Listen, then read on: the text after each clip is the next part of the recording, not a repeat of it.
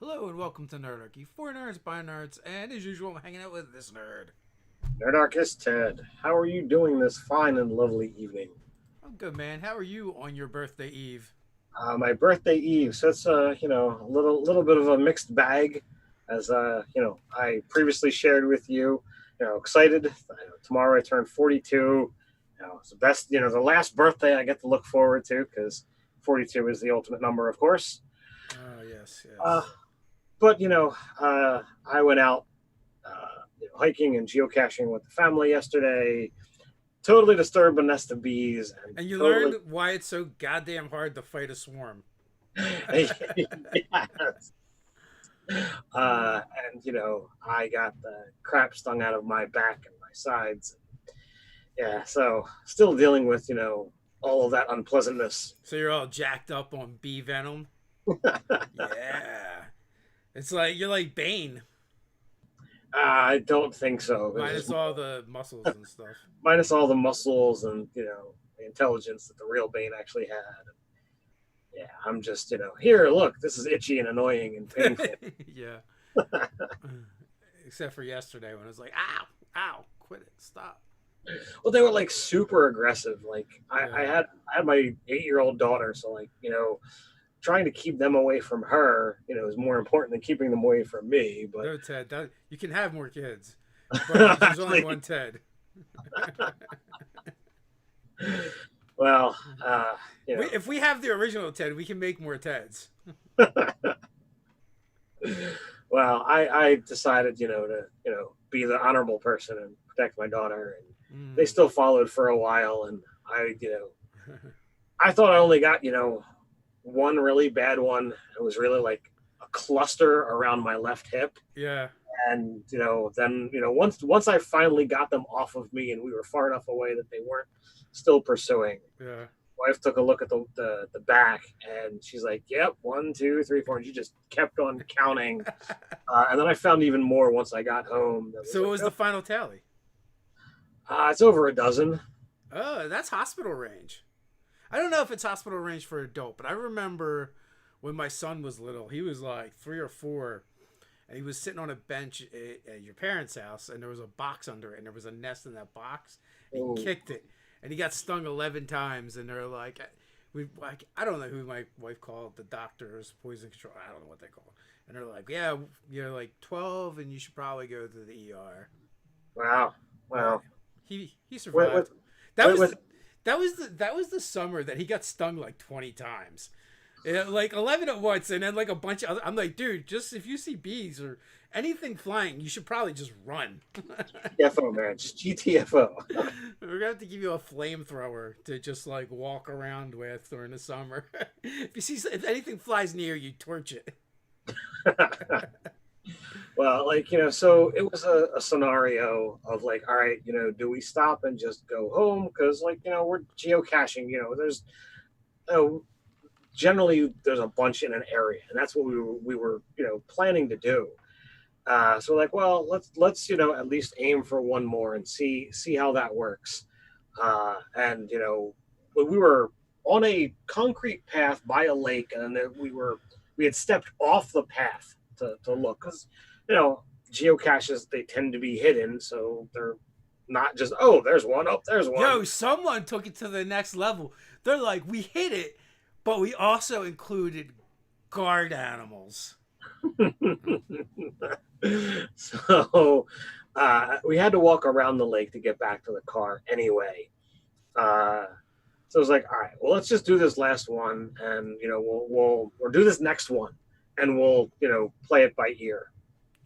So we did one more, so we got to actually find one, uh, and then all right, well, let's keep going. As we got to the cusp of the lake and went, we can either go right and head back to the car, or we can go left and go to the next one. Like my back is just tightening up, and I'm like, yeah, I think we should just head back to the Yeah. You definitely couldn't take another 20 stings, so it's time to go back. car. That sucks, dude. I'm sorry to hear that Ah, you. I don't know if you defeated that monster or not. Did you get the cash? We did not. Yeah, you did not get XP for that encounter, I don't think. No, no, we totally, But we I know so some bees that all of a sudden leveled up. yeah, they are now they are now more dangerous. I left a note in the log of, hey, did not find, was attacked by a swarm of bees. Be careful. Yeah, yeah. Does it list the original person that like left the thing there, or the last Yeah, person? yeah, and that there's ways to contact the people, and Yeah. Is there a way to like find out where they live and drop a beehive in their house? I don't think so. I Oh. think that would be against policy. That's against policy. I see. I mean, So you can you contact can't them. retaliate. No, no, definitely no retaliations here. But I'll respond to Doug's comment. Tonight we're talking about lore and D&D. So obviously this is all about Star Trek and using Data's evil twin android brother lore in D&D, right? That's what we're looking at. That's exactly what it is.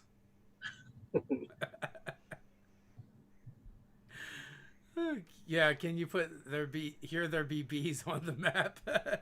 I think Ted kind of did. He just didn't I use I that did the alliteration.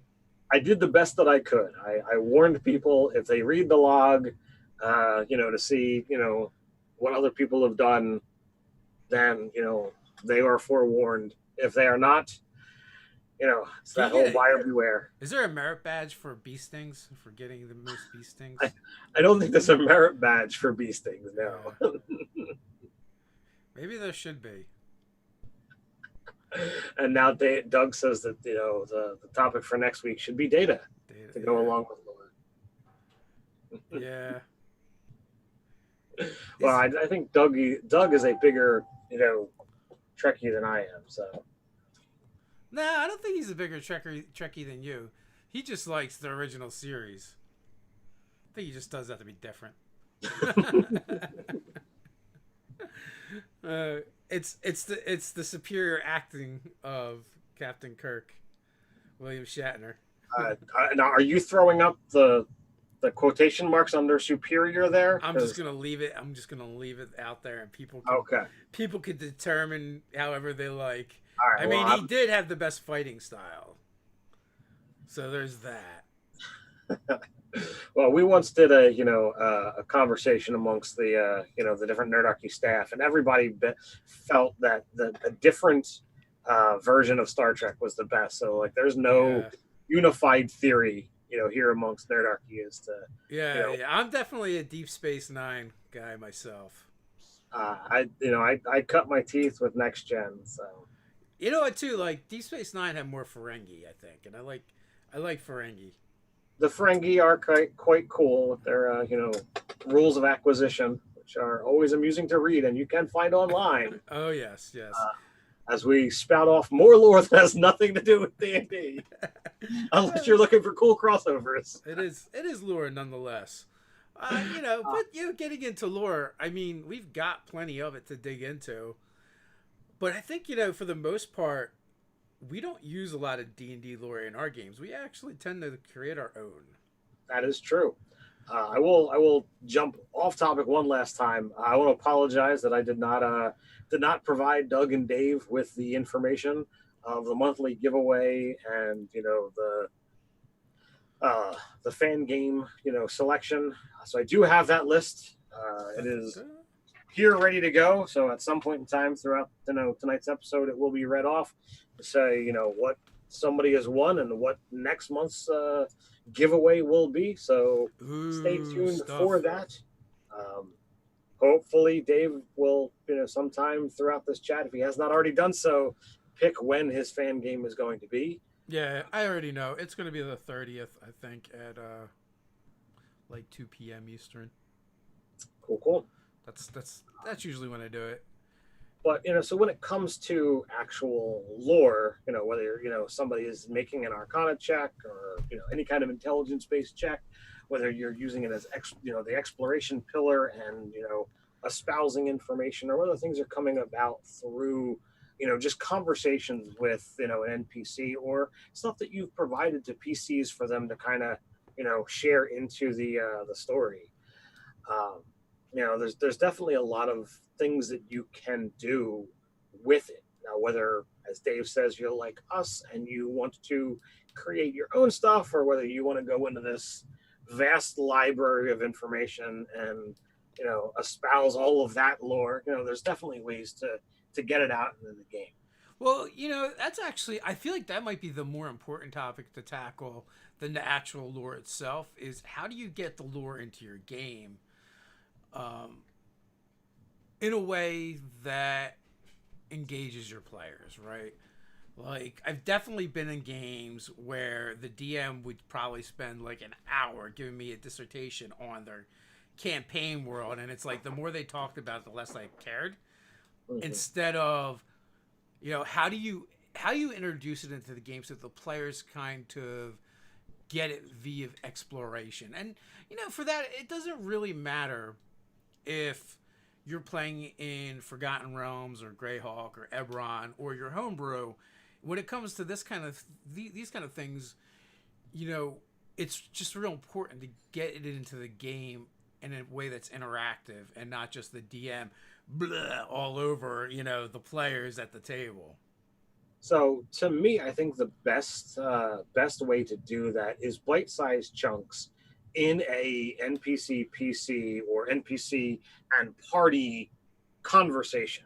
If you've got the ability to have a back and forth, so that the characters are actually prompting the conversation, and oh well, you wish to know about this. Well, here's blah blah blah blah blah.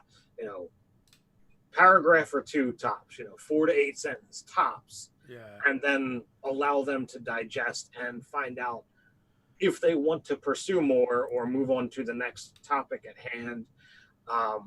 But realistically, the more you game with someone, you're going to understand what their limits are on handling that kind of stuff. You know, I'm more along the lines of what Dave says. I don't want to have somebody just unload a whole bunch of information on me, but I do care about rich worlds. I like hearing that there is more going on than just the story that we're involved in, and that there are possible connections to the past or to somewhere else or what have you. So when you encounter, oh look, here are runes in an ancient language that no one here has. Oh well, can I use a spell to try and read them? Oh well, this is great. The player has now prompted the situation with, is it possible, and provided a solution for how they would go about doing it. Comprehend languages. I can now read what it says, and I try to ascertain. I'll copy these things down in my notes, and I'll take them back to the library and what have you. All of this stuff is just great and glorious, and allows you to you know move things along in the story of your world as well as the story of the game. So in the last newsletter we wrote, the one that already went out, not the one that's going out, it was Hidden Treasures of the DMG, right? Okay. So like, there's a little table, there's a little set of tables. It's like 4 tables that I've made use of in the past when it comes to magic items. It's just like flavored the things, and I kind of talked about how you can use these like random roll tables in the DMG and kind of tailor them and make them a little bit more specific to your campaign setting, the world you're playing in. But I did that and kind of went through the process of making a magic item, which was literally just a +1 sword. But by going through that process, like, it begins to also reveal bits of lore from the world, right? Not just that magic item that was made, but the fact that it was made, how it was made, why it was made. That also prompts other questions and leads to other bits of information about the world itself. So like, in that instance, it's something that would be recognizable by an organization. It's this first knightly order of the Dragon Emperors. The Dragon Emperor, the first Dragon Emperor, used its cast off scales to craft the sword. So you're just by creating that magic item, like, we've introduced this NPC that from long ago, or maybe it's an immortal dragon, maybe it could still even be around, or or this order. Oh, so there is an order. Now there is, people that could recognize this sword. It's an organization you might want to return the sword to.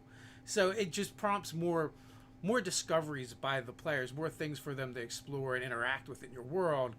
Instead of what we've seen in the past and in previous games where the GM just feels they constantly need to give you a lecture on how Right. the world is and how things operate in it. But if you introduce items into the world, you introduce NPCs into the world, you introduce sites into the world and locations that the players haven't been before, you can give them these little details as you go along. And sometimes, the lore doesn't have to be this epic, world spanning, uh, you know, um, pieces of information. It could just be simple things like, in one of the taverns we had in the city, the Blue Hyena, where's this hyena that was, blue and large, and the owner of the tavern, happened to slay this beast in the wilds and had it stuffed and brought it back, or brought it back and had it stuffed and put it in his tavern and named the tavern after it. Like, sometimes the lore doesn't have to be important or world spanning. Right. It's how small, how large do you want it to work? When we did, our Griffin Gaff games, side by side, neither of us really was like, all right, here's the map of Griffin Gaff, here's where this is, here's where that is, and we both played with this world. And oh, if you introduce something, oh well, I have a note and I can now use that in my game. Or oh, it looks like he's really got something going on here, I'm going to avoid using this in my game. uh you know but we built off of Griffin Gaff and said, we're going to work here, and then we're going to work here, and then we're going to work here.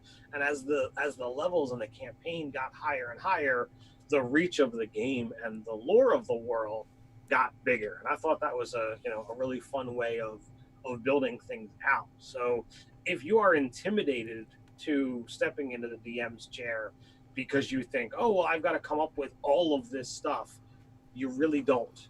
Nothing has to be created, nothing has to be a thing until the moment you need it to be a thing. And even then, it's still interchangeable. I actually introduced things in my game last month, and then in prepping for my session for just this past Saturday, I didn't like some of the things that I had said. So I'm like, you know what? There were two people who said something about this. Maybe they're wrong.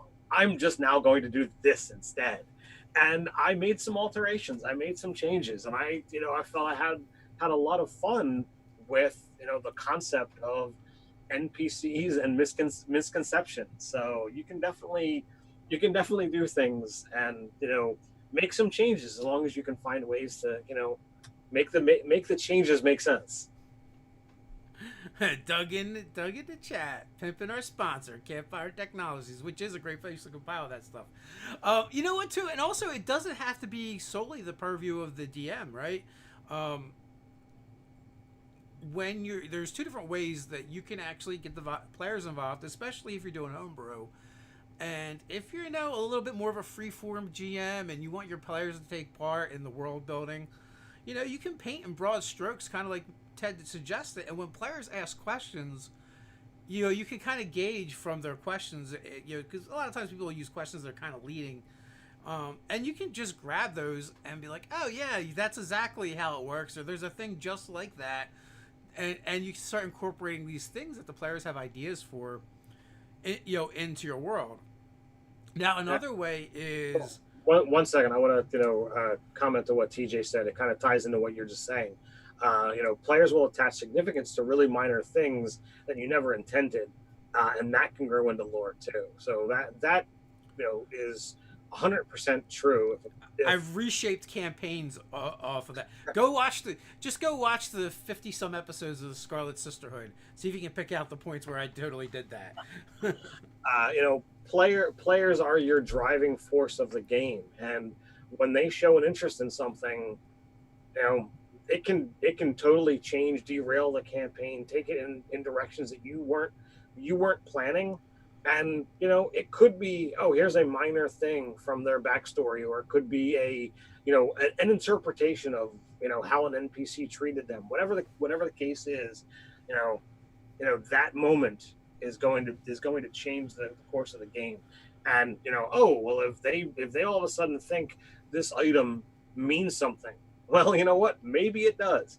Maybe it doesn't. It doesn't have to. But if the player begins seeing there's more significance to this thing that they've found, well, maybe it's more fun to actually have them be right and turn that into something and make it be part of the game. So the other way I was thinking, right, is kind of what I'm messing with in your campaign.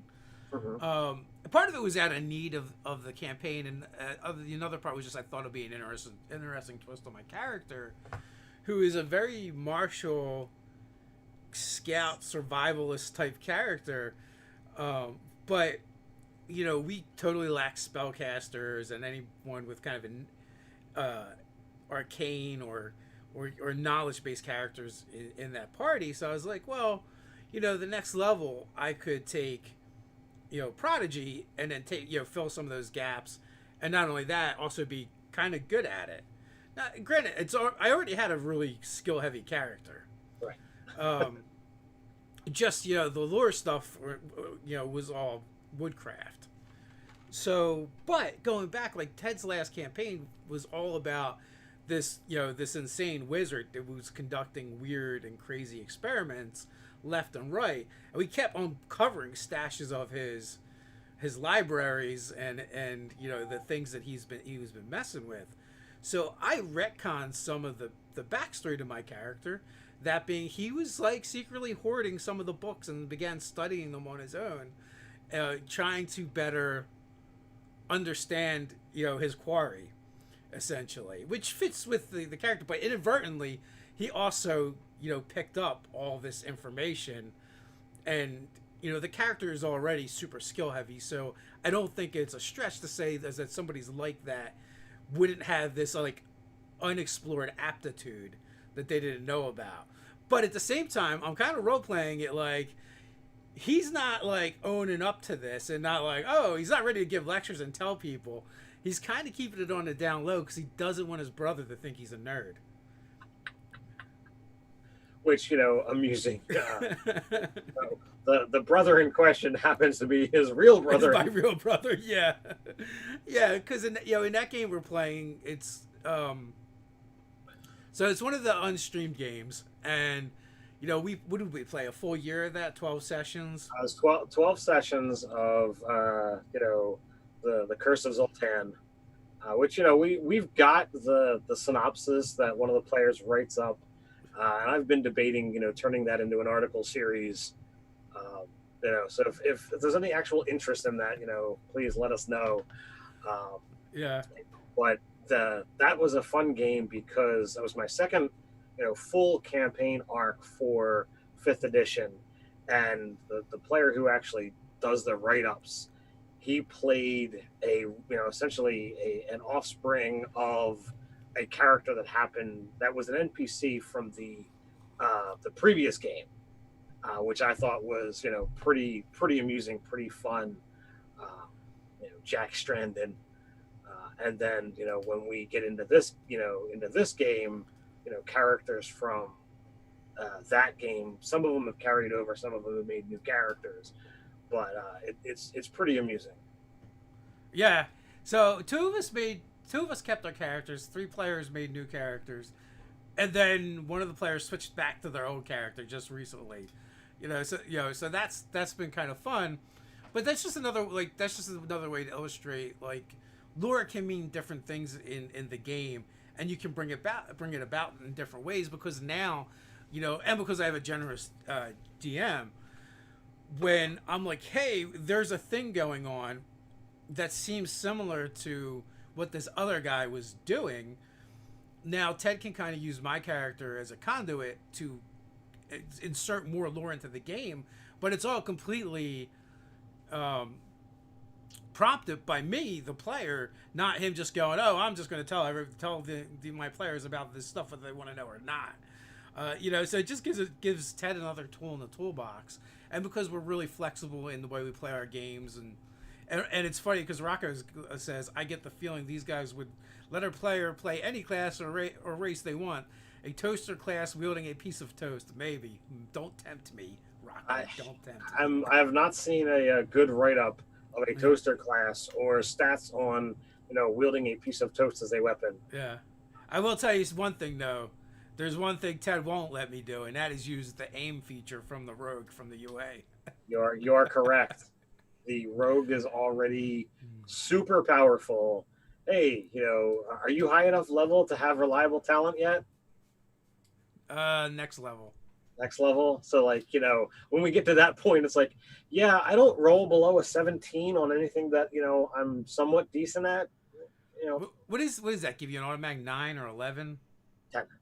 Is it a 10? Yeah, you can't roll below a 10. Yeah, so that'll put me at a 23 on my stealth. And 20. That's an expertise. What's that? Yeah, that'll be an expertise. So it is, and it's also my highest stat. So it's it's crazy. You look at all of the things that Rogue can do. Yeah, you've left me no choice. My next level is to take Ritual Caster, so I can get an Al Familiar. I will aim for free every round.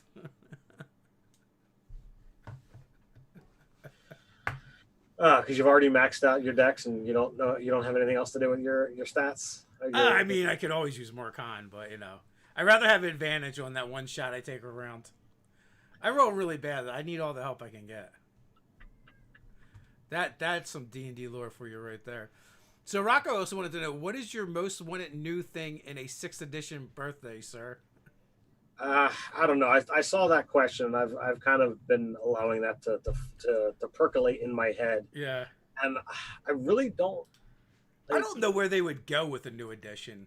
So the little bit of conversation that you've had with some other people, and some of the the directions of UAs and whatever have you, and some things that I've seen on social media, the concept of building D&D in a essentially a classless environment. I don't know if that's something I would want. I know that when we worked on our own LARP, our own live action role playing game, we as in me and the others involved, not Dave. Dave was not a LARPer. That was the direction we wanted to go because we felt that all the other LARPs in the area, they were very much the structured class-based things, and we made path. So if you wanted to be able to do more damage with fighting with weapons, you would take this path. Or if you wanted to be able to wear bigger and heavier armors, you could take the armor path. And things were either a 5-step path or a 10-step path or whatever have you. And it was a fun situation that we enjoyed. But I don't, just like that whole conversation about 4th edition, is I don't know whether or not D&D could survive that kind of mindset. No one wants to hear, oh, I'm playing this kind of thing. I'm playing a fighter, I'm playing a rogue, I'm playing a wizard. I enjoyed doing that stuff at a LARP, but I don't know how well I'd enjoy doing that tabletop. There are certain sacred cows that I just don't think we're ready to kill yet. Look, we've all but gotten rid of alignment, and it only exists in name.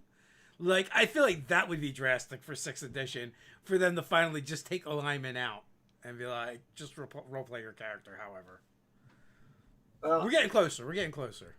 We are getting closer. I don't know if it's ready to leave just yet, because there are a number of old hats like ourselves that it's necessary. You've got to pick an alignment.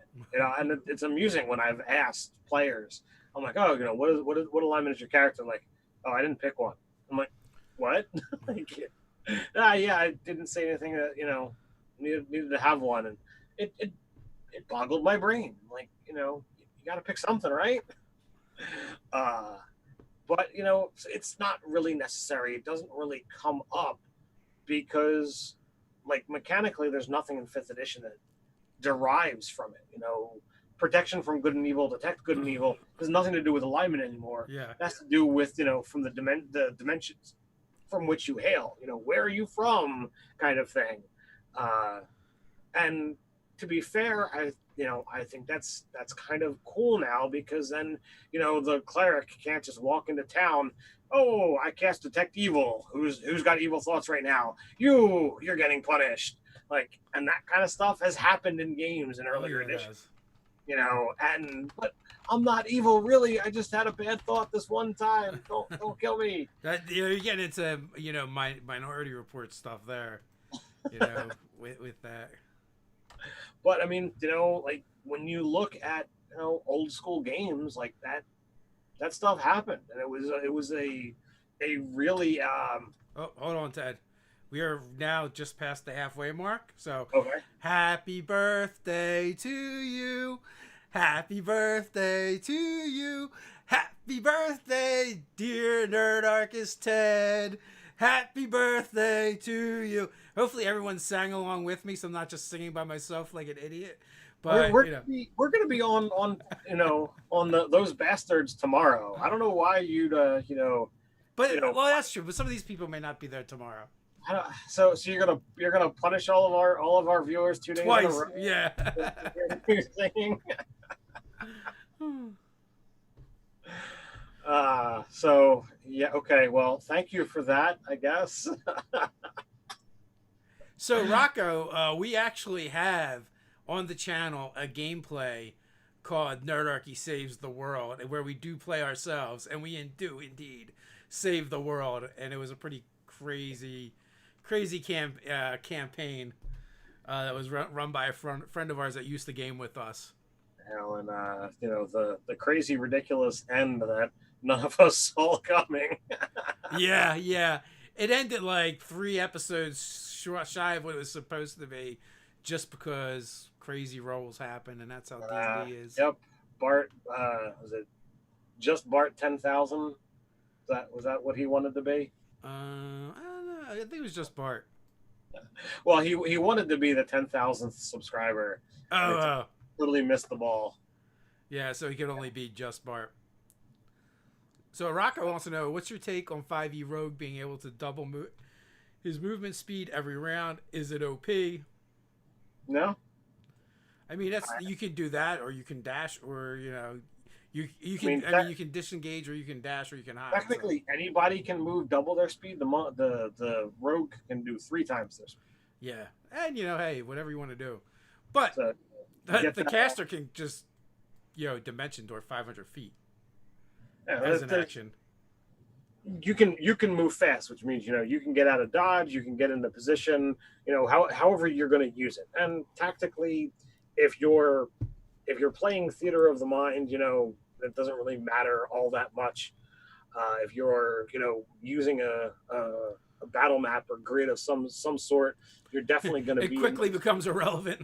It's like, all right, well, there's only so much space. All right, you've got a 35 movement speed, because you're one of those faster races, and all right, you can move 105 feet this round.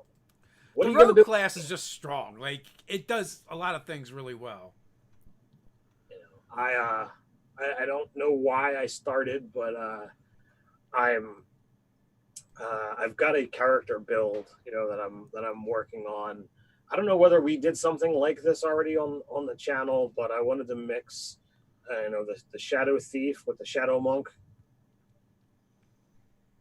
I just think those two classes mesh pretty well together. I think it'll be a lot of fun. Shadow Thief with the Shadow Monk. I've got the Shadow Monk. What are you calling the Shadow Thief? Oh, the Phantom, maybe? Yeah. The UA? Yeah. Okay. Totally lost me. I'm like, that's not a thing. Even in my mind, I just totally discount anything that's not official. Well, I mean, only because like when we usually when we do builds and stuff, we don't use that stuff, and then. Well, but I mean, any rogue, kind of works. I mean, even if even if you go with like the cat burglar or whatever, I don't have it up here. Thief. That's just a thief. Yeah, Thief. If you go with that one, I think even that there's some pretty nice crossover. Um, so I don't know. I just think those things would be pretty enjoyable. Mm. I was thinking. I don't know if anybody on the chat cares about that, but I was thinking about a lot of those like Morpheus builds we did that we didn't actually do CBGs on. Maybe we go back and start doing the CBGs for them. A lot of them we did before we did CBGs too. Right, that's true. So we could go back and actually do it. I don't know. People in the chat, is that something people would want to see? So would you like you talking about actually do a video on those again with the breakdown, or just make the product and put it up on the? Nah, go back, do the video, and do the actual breakdown, the step by step, and then we do the character build guides and the character sheets in D&D Beyond, and then put the CBGs up over on the DM's Guild so people could go download them if they wanted to. Could be pretty interesting, and I always enjoy making the characters. So but, it's just a thought, and people often ask for that anyway. But since we are past the halfway mark, you want to get into actual business of the giveaways and stuff.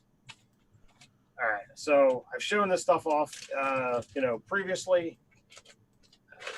We have got from 2C Gaming the Trap Compendium, copy of Waterdeep Dragon Heist, Jetpack 7, Gods and Goddesses, and from the awesome people over at Dungeon Craft, got Volume 1.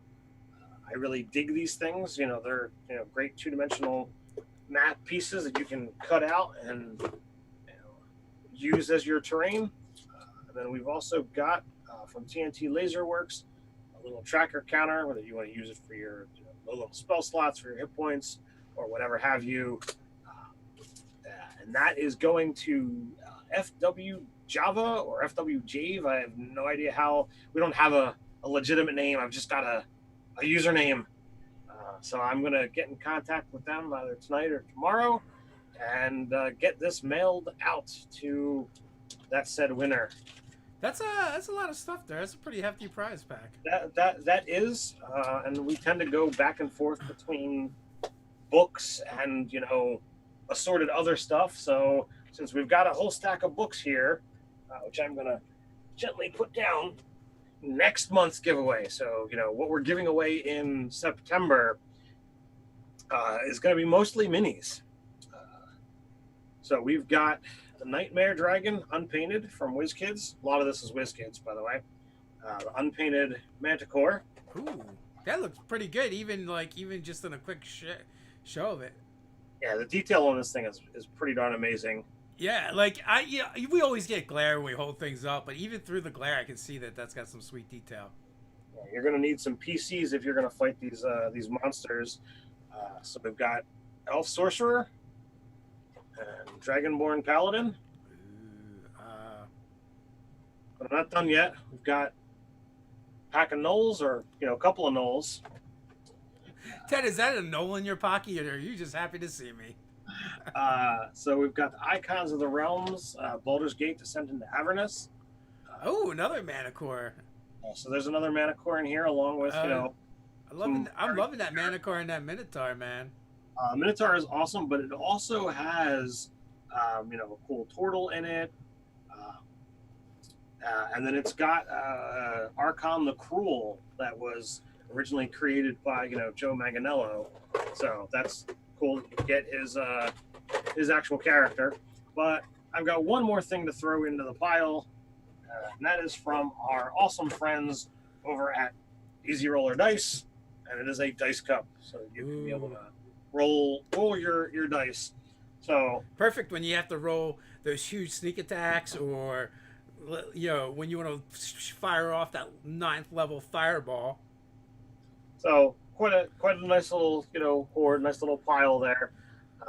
So if you want to get in on that stuff, you can always support us over on Patreon. Even $1 a month automatically gets you into the running for that, along with everything else that winds up going. Or, you can go over to the website, nerdarchy.com, go to the contest and form section, download it, print it out, fill it out, and mail it into our P.O. box. And I enter that into, the list of giveaways. And, that's how you get your shots. Yeah, so, I mean, there's only one entry per month, so you can't mouse a whole stack of them and be like, here's for the next year. And you can't mail in and be a patron.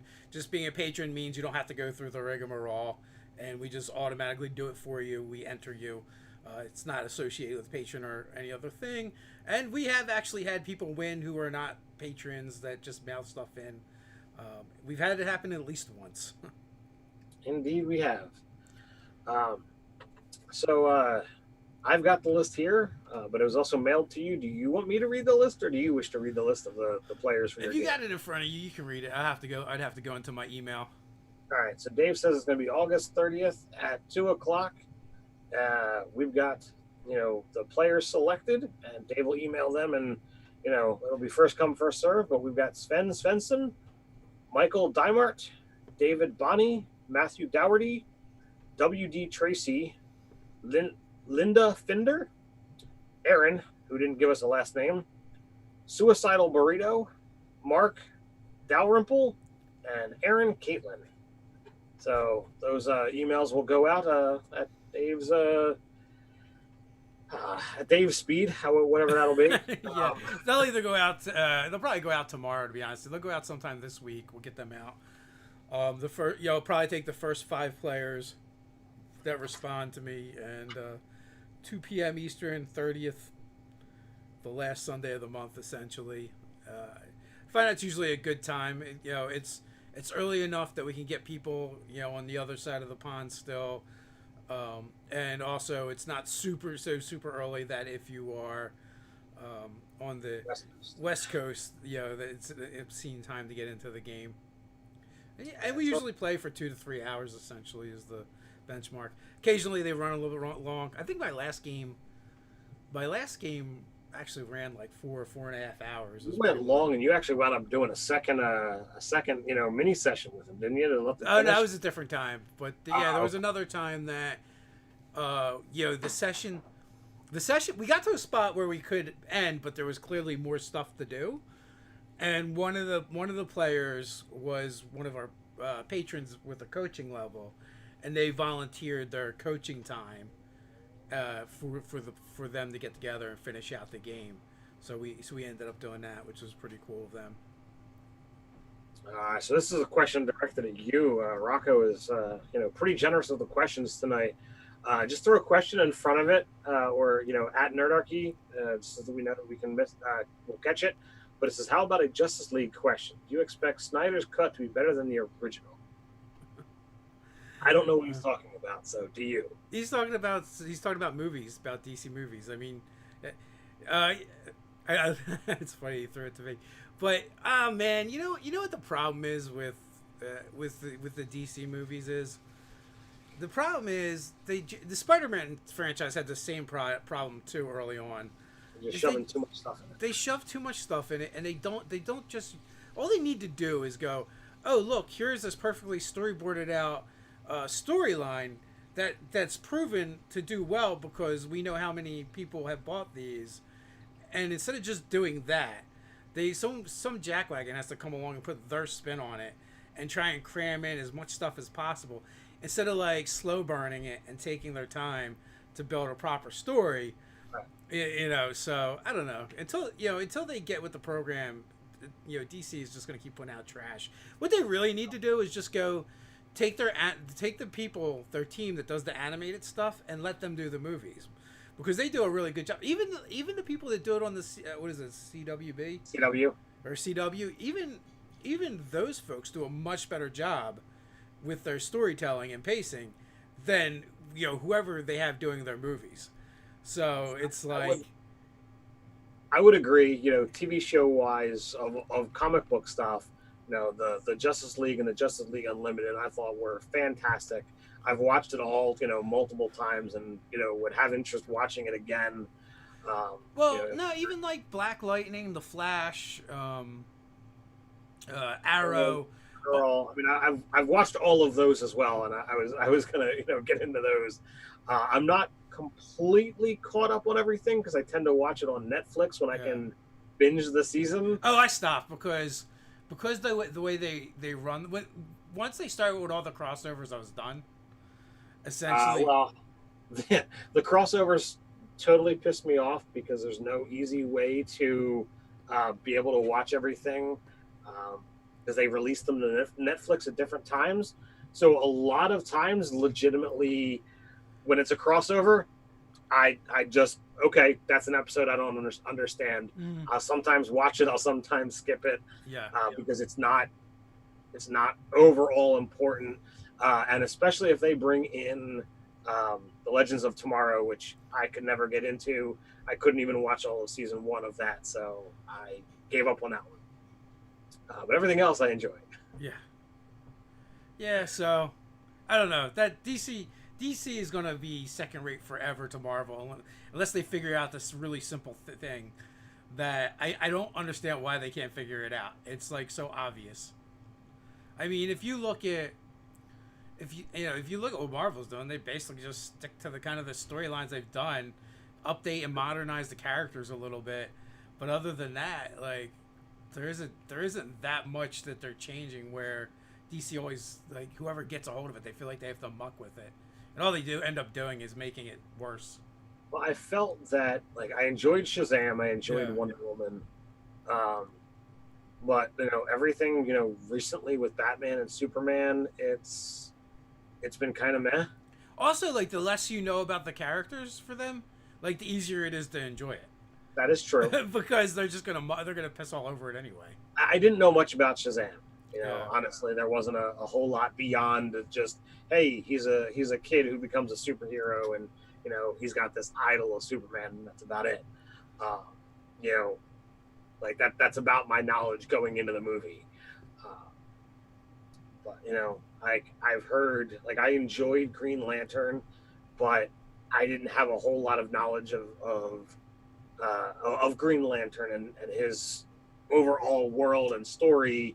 And when you talk to the people who are really into GL, it's like, oh, the movie was utter trash. How could you have enjoyed anything about it? And Yeah. I've tried to have a conversation with somebody who is of that super fan base, and there's no getting a word in edgewise. It is just dump all over it. But There's only one thing to do, Ted. Challenge them to a sword fight. I cannot challenge everyone to a sword fighting contest. It's not. We'll just have to agree to disagree. I agree with Doug. Wonder Woman was good. Shazam was good. Aquaman was decent. I didn't mind that. I enjoyed them all to a certain degree. It's just like you just know they could be better, and if they didn't try so hard, is what it comes down to. Just do the thing and you'll be okay. I thought they did a good arc. Was it Black Manta? Is that the Yeah. I thought his story was well portrayed, and they didn't do super crazy amounts of villain stuff throughout Aquaman, and that's the thing that they have to avoid. As we always refer to as like the Spider-Man debacle, Yeah.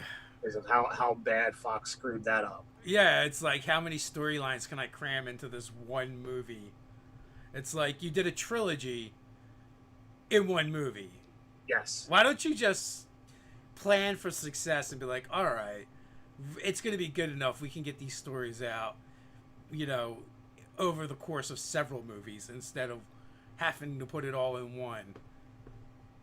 Yeah, I don't know. We've talked about the Spider-Man Venom arc and how that Oh should yeah. be. Oh, and also having a Venom movie without Spider-Man is super weird. So, like, it was a good movie by itself, but like if you're a fan of the franchise and everything else, you're like, well, this is kind of weird that we have Venom but no Spider-Man. Like, we needed to have the Secret Wars so that we could have Spider-Man get the black costume and have a Venom. But they're like, we're just gonna pull that part right out. So Yeah, I mean, it's going to be what it's going to be. You can't really You can't go to Hollywood and be like, I demand this be fixed. It's not gonna. Not with that attitude, you can't. They're gonna do what they're gonna do, and you know, I don't know how many angry comic book nerds it takes to make Hollywood see what really needs to be done, or maybe it just takes the 24 successful Marvel movies to be like, Yeah. hey, here's precedence. How about There's a formula that works. you Just know? steal that. Like, who cares? Like, I wouldn't actually. Who's gonna care? I don't think anyone's gonna care because all they're doing is just regurgitating storylines that they've already done that worked out well. And you know what? There's people who already know that lore Yeah. anyway, Yeah. and the movies are still great.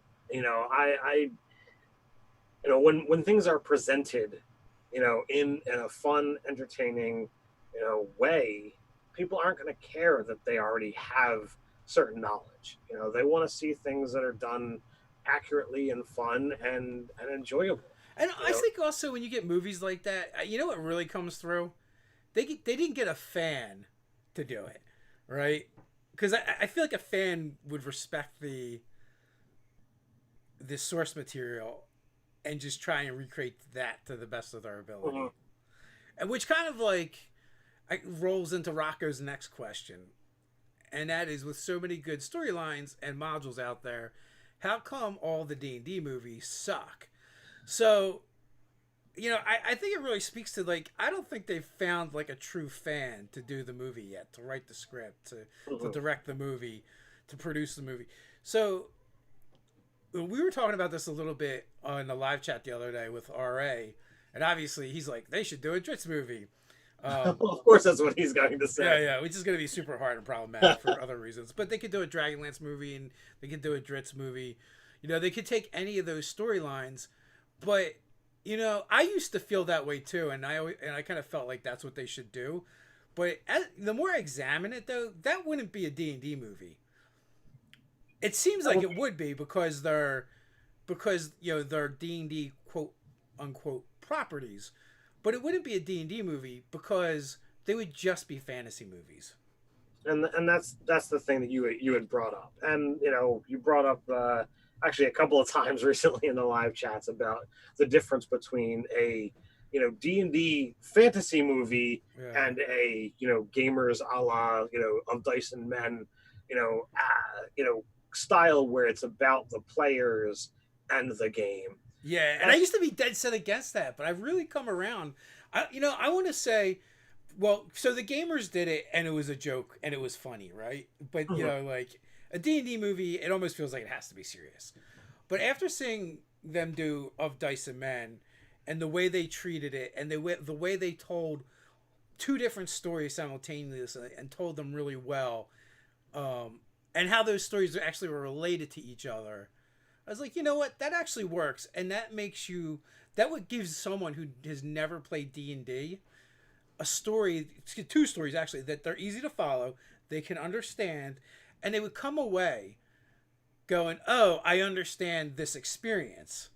So that's why I kind of dig that. Now, as far as how easily would it be for them to package that and brand that and get that out there? So um, the mainstay, the Muggles would want to watch it and would go out and see it. I don't know. That to me, that would probably be the real challenge.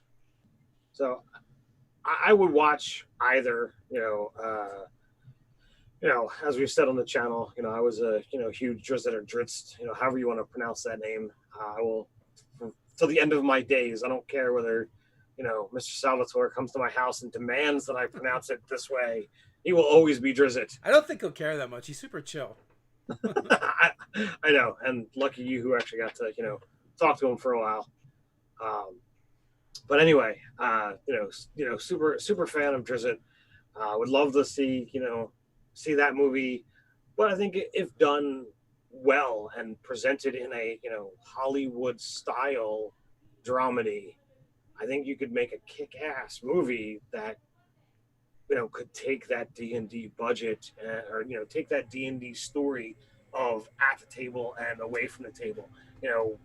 Bring in uh, you know you could totally have a transition of, okay, you know, the DM sitting behind the screen. You have got, you know, this whole terrain, you know, built out in this beautiful, you know, set, and they zoom in, and Yeah. it goes from, you know, miniatures and terrain into the real, you know, story of, you know, actors in a setting, and, you know, doing all of this, or, you know, what have you. I think it could be, you know, supremely awesome to, you know, be able to bounce in and out. So like that movie's harder to pull off, but if it gets pulled off, it'll do more for the hobby. Yes. If you do an Icewind Dale movie or a Dragonlance movie, it's not gonna do anything for the hobby.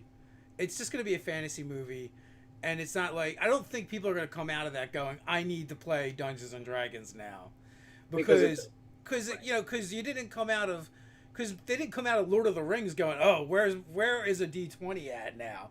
Right? Because that's not that's what they're not those types of movies aren't going to have that impact. I just feel. You know, so like, you know, those things are going to be like, well, I need to read the books, you know, Yeah. if they're of that kind of ilk. You know, oh, do I watch? Do I, you know, do I go and read this character, or do I go and read that character? It's not going to bring people to the gaming table. Perfect example, right? There's so many times that I've met people that when TSR and Wizards Coast used to put out a lot of novels, would read the novels, but they never played the games.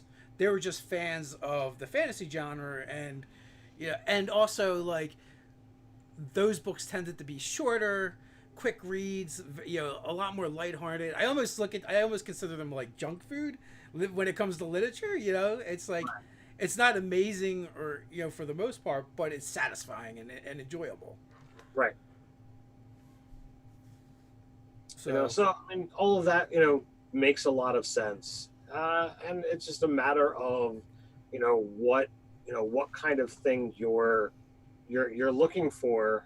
You know, what do you want it to do? Is it, you know, a promotional thing, or is it a, hey, these are cool stories, these would make fantastic movies, let's go ahead and do that. But I don't know what Hasbro is looking for. I don't know what Wizards is looking for. Um, you yeah, know are what? they trying to make a 3 hour commercial, or are they just trying to throw up some blockbusters? If you want to throw up blockbusters, yeah, Dragonlance and Icewind Dale might just do that. But if the goal is to like make people fall in love with this game and this hobby, I feel like you have to go the other way. And I don't know that you can pull off a huge win at the box office at the same time. But sometimes too, it's just like marketing and branding as well. That is very much true. You know what else I would like to see? I mean, Dragonlance is okay. I never really got into it. You You're know, Dark Sun. I was gonna go there. You know, Tribe of One, man. I think that'd be fantastic. Yeah, but if they're going to do something, and I feel like it would be the Prism Pentad storyline. Yeah, but that's That's not like as the good. flagship. Yeah, but it's not as good. Come on. Well, then you don't want to see Plain Pavic get his own movie. Well, it did feature what's his face a lot. Is he the Dragon Sorcerer or the Emperor King or Sorcerer King for Yorick? What was his name? The Lion guy, Uh, Hamanu. Manu, yeah. Yeah, Lord of the Infinitesimal Mercies. Infinitesimal Mercy. Yeah, that was you know, when I was reading that and I was in high school or whatever, I was like, man, I had to look that one up. I'm like, what? That's really really small. That's how much mercy that guy's got. Yeah. Well, I don't know. There's so many. There is definitely.